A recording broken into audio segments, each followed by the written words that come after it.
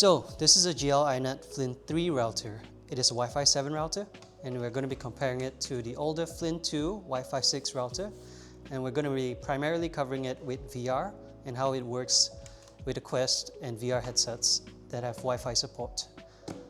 So without further ado, let's get to unboxing.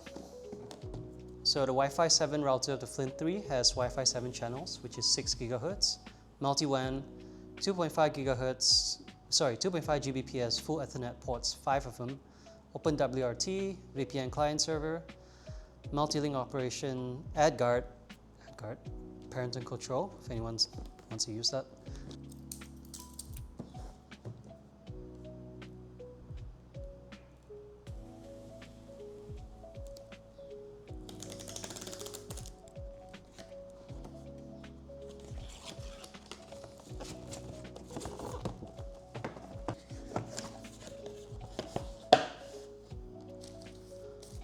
Comes with a GL-iNet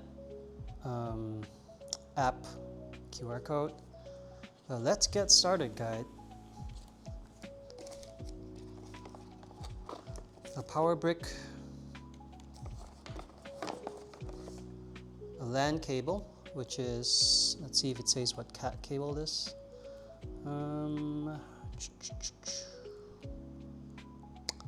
Don't think it says what kind of cat cable it is, but I'm going to estimate 6 or 7. Power adapters for any country you like.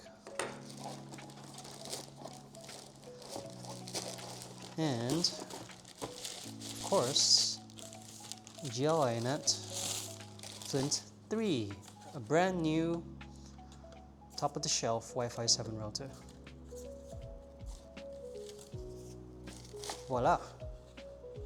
So, first thoughts, it's pretty chunky. This is a chunky boy.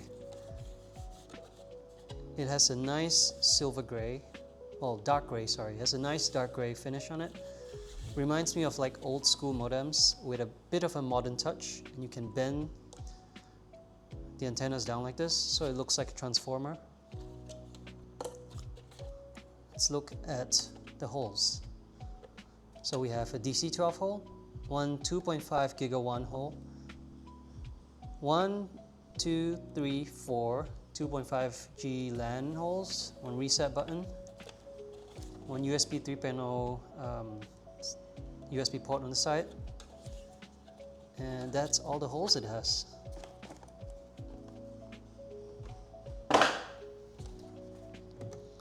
So let's talk about the design first, because it looks nice. It looks like a Decepticon if you watch Transformers, and it is a good solid router design. You know, you don't have those weird plastic designs. This one feels like it's a router. You look at it and you go, this is a router. Nice triangular shapes with the finish on the side, and the antennas are solid. So it looks, design-wise, it looks like a solid, chunky router. Let's compare it to the Flint 2. So this is the Flint 3, and this is the Flint 2. Size-wise, they're almost the same if you ask me. The difference, major difference I notice is the vents are on top here, where else on the Flint 3 the vents are on the sides. Flint 2 has vents on the sides too, and on the bottom. So we'll see how the Flint 3 deals with heat. Also, the antennas are slightly different, if you notice. So let's put them back to back so you can see. If you see, the Flint 3 antenna is,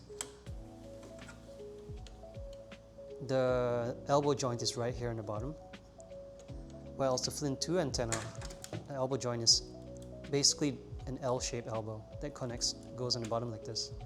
So it's slightly different antenna design. Weight-wise,